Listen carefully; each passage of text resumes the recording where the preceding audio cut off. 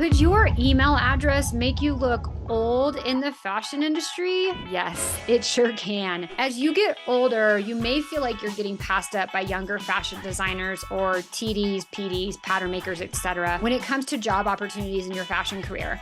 Maybe they're willing to work for less, or it's just because at their ripe age of 35, you are considered old. Whatever the reason, it is a crap deal, which is why in this episode, I'm sharing 5 quick and easy things you can adjust on your resume and portfolio to make yourself look a little younger. And yes, one of them is as easy as changing your email address, because that can instantly change someone's perception of you.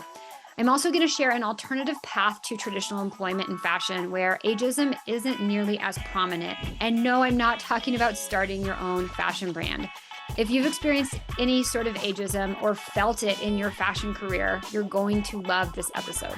Let's get to it. Ageism in fashion is a legit problem. And depending on who you ask, some people claim that you're old in the industry after the age of 35. F you, fashion. I'm 41, so I'm an ancient dinosaur. Now, while age discrimination is technically illegal, it's pretty hard to prove, and you likely won't have any recourse because no brand is going to come out and say, we didn't hire you because of your age. Instead, you just get a boilerplate response of, we found a more qualified candidate. So how do you avoid ageism when looking for fashion design jobs? You, of course, want to follow standard job hunting tips like using keywords and results-driven achievements on your resumes. You want to personalize your cover letters and showcase a relevant portfolio. I've got some articles on that. We'll link to those in the show notes. But beyond that, there are some simple changes that you can make to avoid aging yourself. Hello, I have lots of gray hairs. If you're watching the video, there they are. There's some simple changes that you can make to avoid, air quote, looking so old. You can also consider options outside of full-time employment where ageism is less prevalent. We'll get to that option in a second, but first let's look at 5 strategies to make yourself look a little younger, other than dyeing your hair, right? First up, use a modern email address. The first thing that gives away your age is a dated email provider like Yahoo, Hotmail, Hi Mom, and your Hotmail address, or especially AOL. I'm sure your old dial-up memories are just as fond as mine, but it does not belong in your email address. Set up a free and modern email account with Gmail and avoid kitschy monikers like fashionista for life. Instead, just choose something professional like firstname.lastname@gmail.com. Next up, take off those graduation dates. You are not required to put your graduation dates on your resume. In some states, it is actually illegal for an employer to ask. So skip this detail and instead just include the school name, your major, and any new notable details like cum laude. Third, only include 10 years of work history. If you're showing 20 or gosh, even 30 years of work history, you are instantly giving away your age. Now, while you have a lot of experience and it's impressive, showing too much indicates that you've been in the industry for a while and that you're an older candidate. Just like dropping a cute style from the range, axing your work history may feel like killing your darlings. But including experience beyond a decade can be just as damaging as producing a design that won't sell. So simply remove anything that dates past 10 years and don't include any more work history available upon request. That's just putting up a different kind of red flag. Next up, number 4, we have remove dated projects from your portfolio. I have seen hundreds of portfolios, maybe even thousands, since I started my fashion career back in 2008. Yes, like I told you, I'm in that old category. And let me tell you that dated projects stand out worse than a close but not quite matching zipper. You guys all know the zipper I'm talking about. Not only do these dated styles in your portfolio look old, there's just something about the sketches and the low resolution scans and the outdated imagery that gives it away. All right, I have a free guide on putting together a professional fashion portfolio. I'm going to link it in the show notes, and it's going to show you how to get yours done this weekend to make sure that you stand out. Last up, number 5, you need to show that you're tech savvy. While showing tech savvy is not as easy as taking a graduation date off your resume, it is arguably one of the most important things you can do to prevent ageism.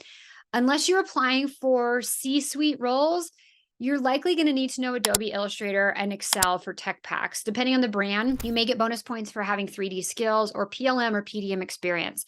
So make sure to include relevant digital skills in your portfolio, such as fashion flats, tech pack screenshots, and other work. And yes, it is okay to use self-directed projects in your portfolio. If you aren't sure where to start, I have a ton of free tutorials on Adobe Illustrator and tech packs, and we will link through those in the show notes as well. Now, those are the 5 quick tips you can use to avoid ageism. Sometimes, no matter what you do to prevent it, you won't get picked because of your age. Even if you make it to the interview stage, you're now getting judged solely on how you look or maybe your higher salary requirements.